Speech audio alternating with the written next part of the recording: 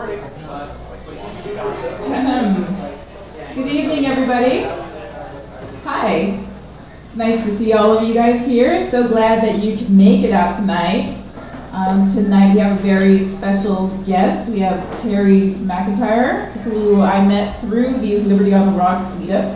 And Terry McIntyre is a longtime libertarian activist. He's the father of 2 children, which he homeschooled himself, and he's got 11 grandkids. So Papa Libertarian is the other name he goes by. That's his Twitter handle. And Terry is also an autodidact. He's a self-learner, self-taught, long-time learner.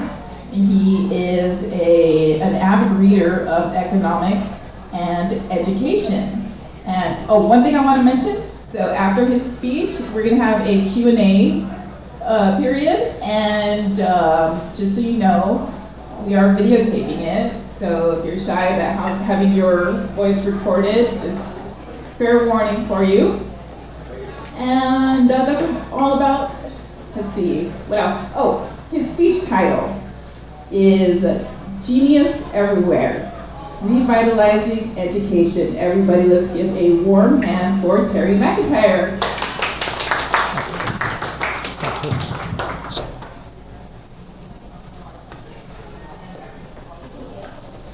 Hello, everybody. Thank you. It's great to be here. I took the title from one of my favorite authors, John Taylor Gatto. Mr. Gatto was a teacher for 30-some years, a very good one. He won New York Teacher of the Year award. And one day, he wrote an editorial. He was leaving. And he explained his reasons why, and he concluded by saying, if anybody has a job where I don't have to hurt children, let me know. As I said, he was a great teacher. 30 years of what we might call success. But when he looked at it closely, he said, you know, I'm actually damaging these children.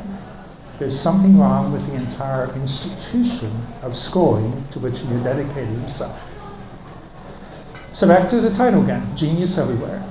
This is one of my favorite quotes. He said, I have concluded that genius is as common as dirt. We suppress genius because we do not know how to manage well-educated adults. My suggestion is glorious and simple. Let them manage themselves. And so that's one of my ideas. Let people manage themselves. Now I'm going to start my story about 1980. At the time I was a little past 20, 2 children. One of them was 3 years old, the other is maybe 18 months. They were very bright, very articulate. I had a conversation with my son, who was 3, about gravity. Started with him. He says, Daddy, what is gravity? And I wrote down the equation. F equals G times M1 over times M2, all divided by R squared. And then I thought about how I can get the important bits across to a 3-year-old. And I just drew a great big picture of the world, a stick figure for Daddy and my son, and started talking about how everything that has mass is attracted to everything else that has mass. And I showed him the idea of force, not as a magnitude, but a directed magnitude, an arrow. I think most people underestimate what their kids can understand. I'm not saying every 3-year-old would follow this, but I'm saying that gravity is what makes things fall down might be a little too simple. Very often they go further. And about this time I had a conversation with my wife. And I said, you know, honey, I've been reading a lot about John Holtz, and I've been thinking a lot about my own education and about our kids. I really think we should teach them at home. She says, oh, Terry, that's just too complicated. I would need goals and objectives, and I'd have to have lesson plans and schedules. I said, Alice, you're really overthinking this. But, she had a degree in education. So she insisted we send our child to a gifted first grade class. And they wanted to test him, make sure he's smart enough. And they come back and they say, we're not sure your boy qualifies. He's smart, but he's just like at the edge there, and we don't know. And we pushed and we said, listen, take him. So 2 weeks later, he comes home from his gifted class. And he says, Daddy, what is 5 minus 7? And I don't give anything away for free. So I said, what do you think? He says, well, I know 5 minus 5 is 0, and 7 minus 7 is 0. I know 7 minus 5 is 2, and I think 5 minus 7 has to be something different, but I don't know what it is. I figure anybody that can articulate the problem that well is ready. I don't care what age they are. So I talk to him about negative numbers. I draw a number line, explain the idea of addition and subtraction as essentially graphically adding directed magnitudes, arrows. It points one way if it's negative and the other way if it's positive. And he got it. And this took 10 minutes. And he's in first grade, 6th grade. I said, well, what did your teacher say? Oh, she says it's too advanced. I'm like, okay. Another week later, he comes home, he's got a problem. Teacher says, what uses electricity? And he says, telephones. And she says, no. I said, Encyclopedia Britannica. And I sent her the article. That was enough to convince my wife that, yes, we could do that. Now I'm going to go back to John Holt. John Holt was another educator. He had 11 years of experience. He started out teaching 5th grade students, a nice private school in Colorado. Rich kids, kids with high IQs. You would think these are the cream of the crop. They've got very good teachers. They should have a wonderful time. No. He comes back and he reports that almost every one of his children is afraid, hesitant. They're spending more time trying to figure out how to please the teacher, how to read the teacher, than they are thinking about what they're doing. And that was my experience when I went to school. I did well. I was not prone to read the teacher. I was prone to think about the problem, but I knew I was the exception. I was reading all over the place. I thought school was a waste of time because they prevented me from reading. Stuff would come up, and I would know it already. One time, a teacher, this was in high school, says to me, Terry, you're not taking any notes. And I replied, you haven't said anything interesting. I had already read Claude Shannon's information theory. I wasn't really being clever. I was just explaining information theory.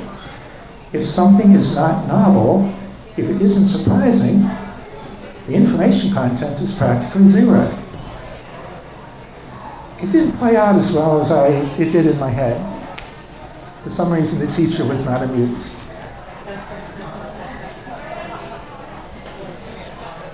Going back to John Holt, he discovered all these bright kids, they're afraid. Why? Because it's all about pleasing the teacher. Example after example, he shows one that comes to mind. An English teacher sets up 3 columns, noun, verb, adverb, and shouts out words and says, where does this belong? And she says the word dream. And the kid says it's a verb. She says, oh no, it's a noun. Well, the truth of the matter is, it's both. And yet, she had in her mind this restricted idea of what she's teaching. I had this happen many times. English, history, physics. I told you earlier, what uses electricity? Telephone? Oh no, that's not in my restricted model of my teacher. Therefore, you're wrong. For negative numbers?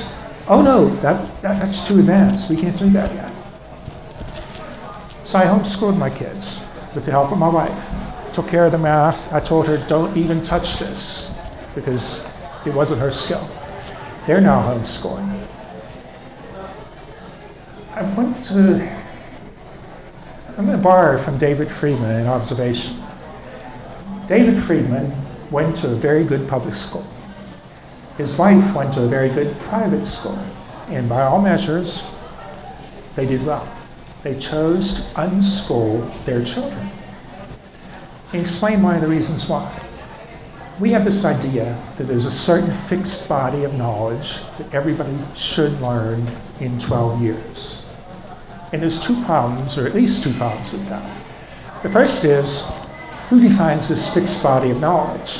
Why is this set more important than whatever the kid might come up with? And the second problem, why in the world should it take 12 years? And the third problem, it really isn't the case that children learn all this stuff. I'm going to bring in a quote now. Let me read this here.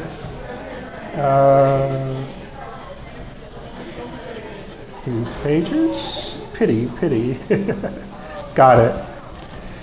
It is probable that the majority of children who enter American schools receive no more education than will enable them to read clumsily, to write badly, to spell wretchedly, and to do the simplest mathematical problems, such as addition and subtraction, with difficulty.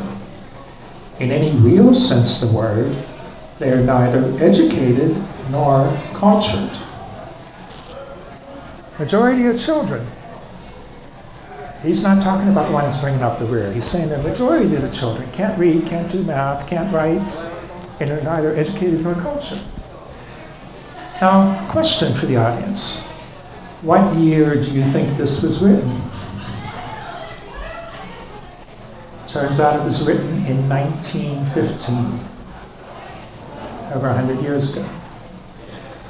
Since then, Americans are spending 4 more years. In those days, almost nobody went to high school. There was an accomplishment if you graduated 8th grade. So Americans are spending 4 more years in school. They're spending more hours, more days in school. We are spending far more on a per capita basis adjusted for inflation. And yet, half of the students who go on to college require remedial math and remedial English. That is not a success. This is not what we were led to expect. Let's go back to the idea of the math. 12 years are spent teaching, for most students, arithmetic. They don't even get to algebra. They learn things like powers and logarithms if they're lucky, and of course the fractions and decimals and all that, and negative numbers. The same material can be covered in a single year, and it is. There's what are called democratic free schools. Let me explain what that means. A democratic school is one where all the teachers, all the staff, and all of the children participate in frequent democratic assemblies about decisions which matter. The rules, how to discipline, whether there's a curfew, who to hire and who to fire, whether to buy a gym for the playground. These decisions are made by democratic assemblies in which children as young as 4 participate. The second part, free school, they mean not free as in it doesn't cost you anything, but they mean free as in liberty. There are no fixed schedules. The children are not required to go to any class at all. If they want to sit on a tree stump all day, it's free country.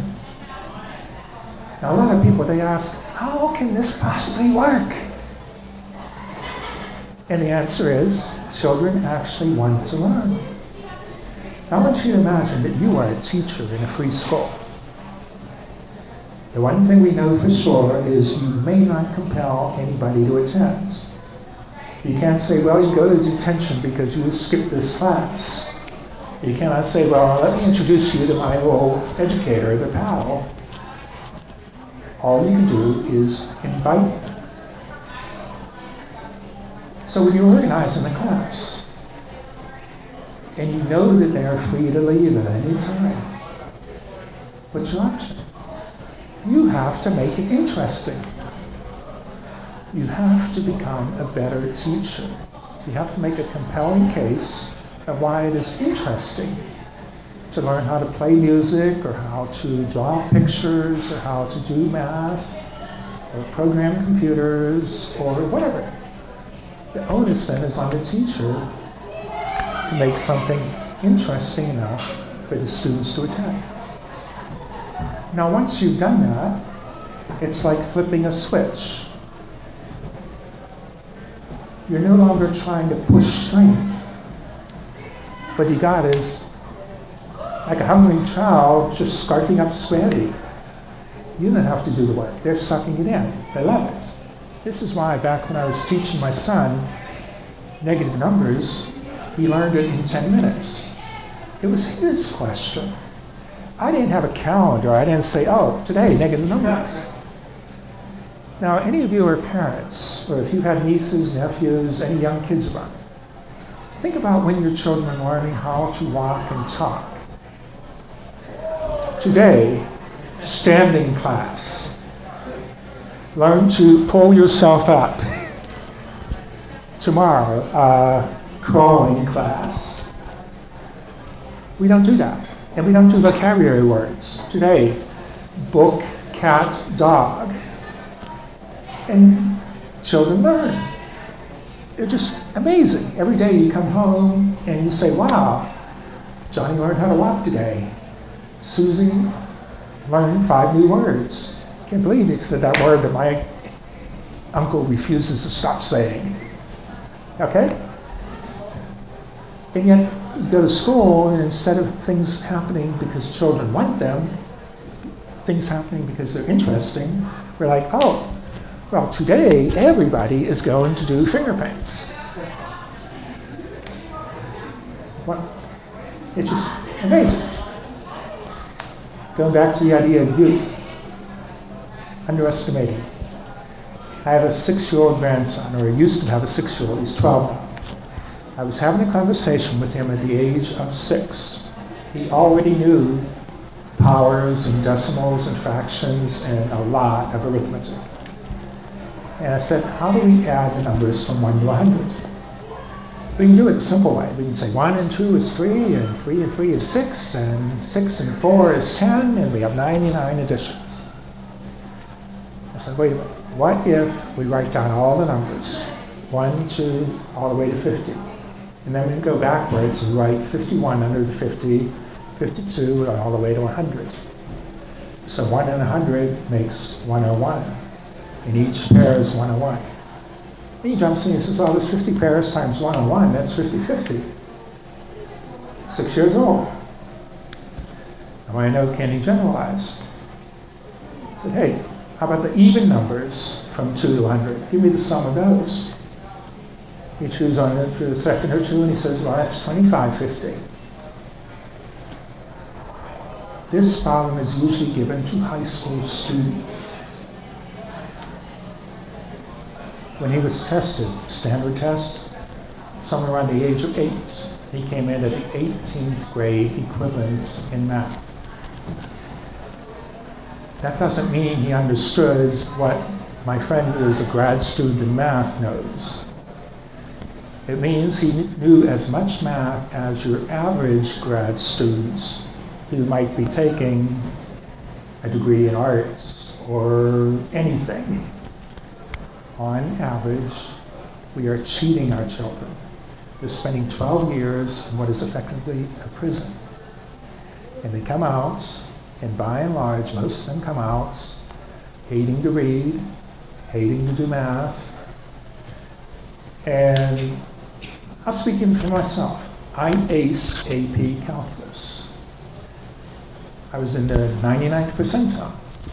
It's 40 years later. I'm still much better with math than the average person. I can still do algebra, and if I have a reference book, I can still do calculus. But I don't remember 5% of what I learned about calculus and analysis and so on and so forth. Because I haven't had to use it. I am one of the brightest people to go through that school. And it was a good school. For the average person, they might as well not have gone there at all. Earlier, Melinda mentioned, I'm an autodidact. What's that? A self-teacher. I had to be. You may notice I'm wearing hearing aids. I've been hard of hearing all of my life. And I got my first hearing aid when I was 16. So I'm in the classroom and the teacher was just blah, blah, blah, blah, blah. And I'm like, what? And I had to learn on my own. Now, let me go back to the initial idea, genius everywhere. I think I've already convinced you our schools are doing badly. But the question is, could they do better? Maybe it's just a case that people are really stupid and no matter what we do, that's going to be the outcome. Now I want to talk about an experiment in a paper done by a fellow named Benjamin Bloom. What they did is they took groups of children. They matched them in terms of their initial knowledge and ability. They put one group in a traditional classroom. That's where teacher talks, you listen, class it. There's a test at the end of a couple weeks. Okay? They put another group in something called mastery learning, which I'm going to skip over. The third group, they gave individual tutoring. Tutor 1, 2, 3 students. The end result was this. The tutored students, half of them did as well as the top 2% of the traditionally taught students. 90% of them did as well as the top 20%. What that says to me is you can take your average class with your average kids, some of them pretty smart and some pretty dumb, but mostly just average, and it is possible to bring almost all of them up to the top 20%, to that AB standard. And it's possible to bring half of them up to that 98%. These kids are just acing every freaking test we can give them level. So we have some experimental proof. I'm going to offer you now an anecdote, a rather good one, from Mexico. Any of you read Wired magazine or the articles? They had an article about a school in Mexico. The teacher there was tired of the traditional I talk, you listen, you regurgitate model. He said, we're going to do this completely differently. And he grouped them in small groups. And then he was teaching math. He would put a math problem on the board.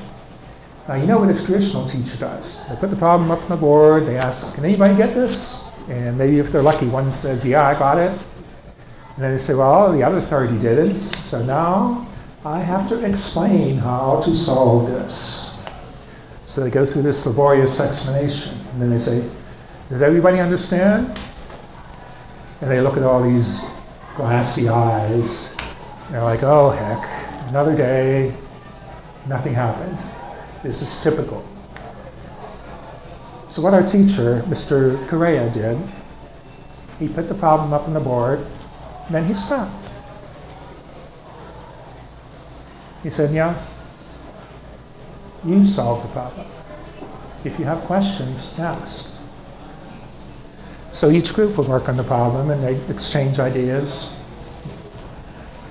And he would do this progressively through the entire year. He never taught to the test. He never lectured his students. He would not show them how to do things unless he would ask questions. Comes test day, national test. Every student in Mexico takes the same test. They bring in a proctor to make sure that it's honest. One of his students gets the top math test in the entire country. 10 of his students are at the 99th percentile level. All of his students are way above. More than half of them are now at the exceptional level. Comes back to feedback from his supervisor. Oh, the teaching method doesn't matter. Okay, I'm trying to be charitable to this guy. What is your alternate hypothesis? If it isn't the teaching method, I can only think of two other theories. One is rampant cheating. They go with one bright girl and everybody else is cheating. Okay, well, I don't believe that because they had an independent proctor, number one. Number two, how many people can copy off of one in the test strip? Only your immediate neighbors. You can't explain 10 of them getting this 99th percentile. Nor can you explain how the entire class is doing so much better. You can't even say, well, they use iPhones, because this was a poor neighborhood where nobody had iPhones or anything like it. So I racked my brain for another hypothesis, and I have got it. It wasn't the teacher. No. What we had was either a fellow with a really strong libido visited, and he also had a very strong math drive. And in the year 2000, he met a dozen or 20 women and sired a dozen or 20 math geniuses. I don't know about you, but I'm going back to the method makes a difference. And what is it about the method? He engaged the students. He brought them in. They were doing all the heavy lifting. I'll give you an analogy. When I was visiting Amish country years ago, I noticed there are no fat Amish children. I didn't see a single fat Amish child anywhere. And I observed their behavior and I came up with a theory. Nobody drops them off at the school.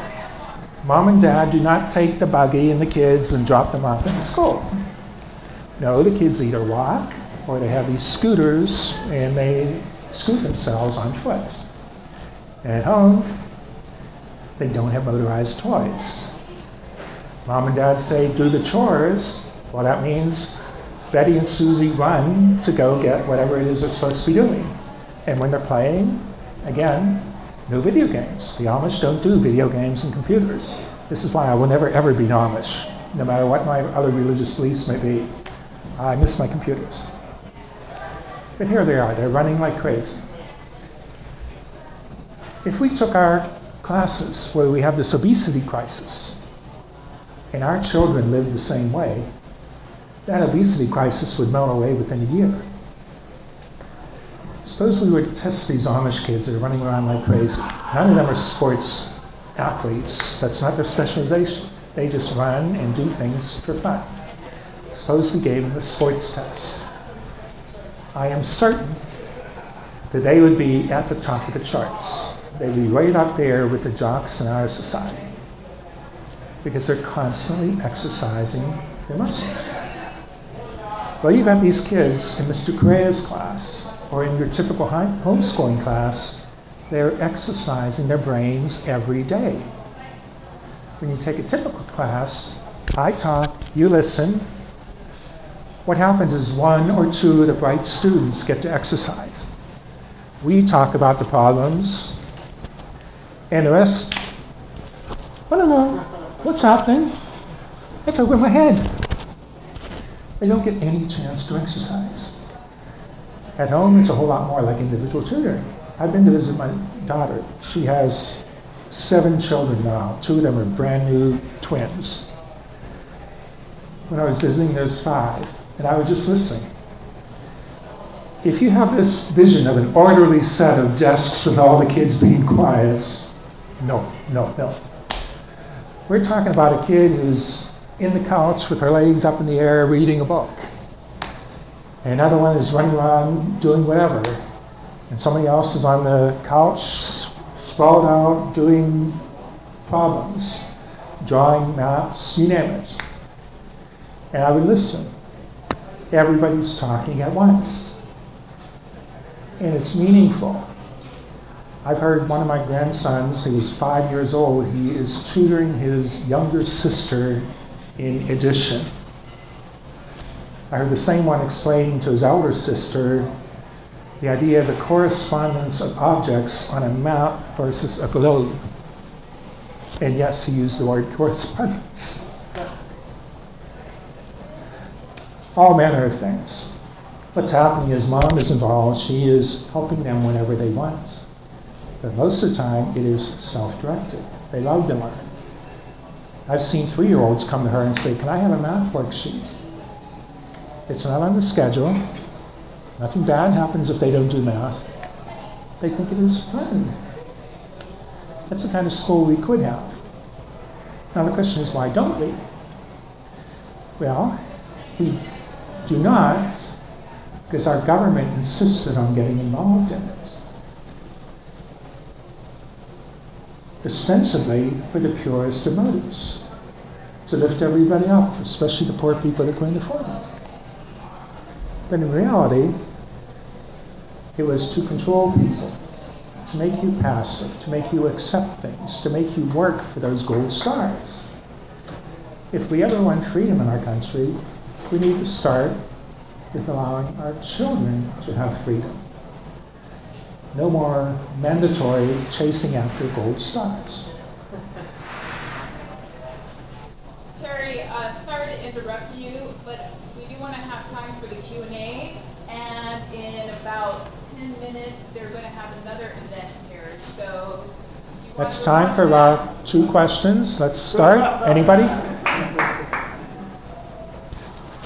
Can you explain what is the major difference with what is generally called homeschooling and what is, I guess, generally called unschooling? Did you say home and unschooling? Right. The difference Okay, great. Good question. There are people who, when they teach at home, they try to recreate the school. They've got a schedule and books and blah, blah, blah. And some of them get rid of the schedule and keep the books, and they still have this idea, well, we got to do math, blah, blah, blah, blah. The idea behind unschooling, I don't even like the word. I like to call it child-directed learning or natural learning. Going back to my story about kids learning how to talk and how to walk, this doesn't happen because the parent says you got to schedule it. It happens because the children want to learn. If you read a lot, if you have an interesting life and you live that life, your children will want to emulate you. Many children learn to read at age 4. I was one. Why? Because we see our parents reading. We're like, our parents enjoy reading. They do it a lot. It must be something fun. Same with math. My folks do math. This is fun. I want to learn how to do it. There's no need to actually force it into them. And one of the reasons we think it has to work that way is because forcing is so slow, so inefficient, and we don't know it. We have no idea how fast children can learn when they are interested. Anybody else? So, I understand your thesis from the perspective of someone like yourself. But if we take the world community as a whole, malnourished and maleducated, what's your response to that? Great question, great question. Okay, first off, I want to remind you of what the impact of the Bloom 2 Sigma paper is. That almost everybody can do a lot better than they are now, even if they are poor. Second thing, I did not mention this because of time. A fellow named James Tooley was doing research in places like India, Africa, China, South America, and he went to the poorest places in the world. When I talk poor, I'm talking about people that are lucky if they have even a roof over their heads. And by roof over their heads, I mean like a shack, some cardboard or tin, nothing that you and I would put our lawnmowers in. These people have created thousands of schools. They are parent-funded. They're putting out typically 10 to 20% of their very small income to put their kids in school. These schools, most of them are for profit. Many of them are sole owner, teacher proprietorships. Some are small chains. Typically have 10 to 20% of their seats that they give away for free. They give them to orphans, they give them to people whose parents are really poor, even by the standards of these communities. Truly discovered that the official Board of Education knows nothing about these schools. He would ask, do you have any free market private schools for the poor? And I said, oh, don't be silly, those are only for the rich people. And then he would go out in the street, he would walk on the street, and he'd look around and he would see a sign and it would say, school. And he'd step in, and there's one. And then he would talk to somebody who's doing laundry or something. By laundry, I don't mean a laundromat. I mean, she's down there in the creek with the rocks and the water, and that's laundry. And she would say, do you have any schools around here? And the first answer would be, oh, we have this great big government school that's 2 hours walking from here. He said, no. Do you have any little schools? Said, oh, next block. He discovered 1,200 of these in one province where the government claimed there were only 60. 50 to 80% of the students in the provinces that he checked are taught by free market, parent-funded, government-free schools. And more to the point, their students are a grade level above the ones at the expensive government schools. And he checked the usual variables, the socioeconomic status and all that. Makes no difference. His numbers look better. So an upshot, yes, it is possible for poor parents to take care of the education of their children. And I say this because they are doing it. How are we doing on time?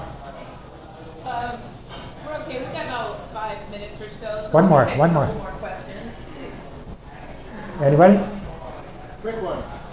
Are your kids now teaching their kids the homeschool method?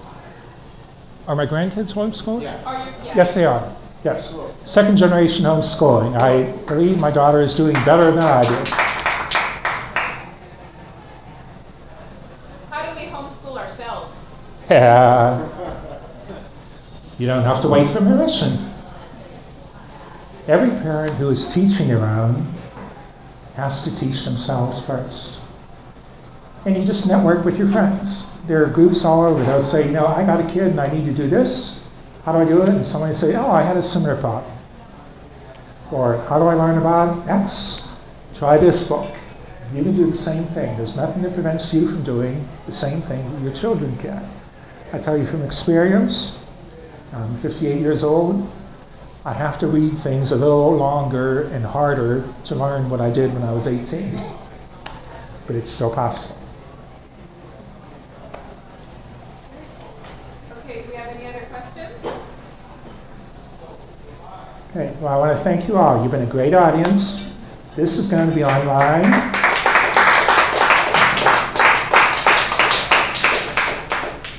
I'm going to put this online, and I'm also going to be putting up a slideshow with references, all these clicky URLs that will tell you more background information. I'm going to try and do that within the week. Thank you once again very much. Thank you.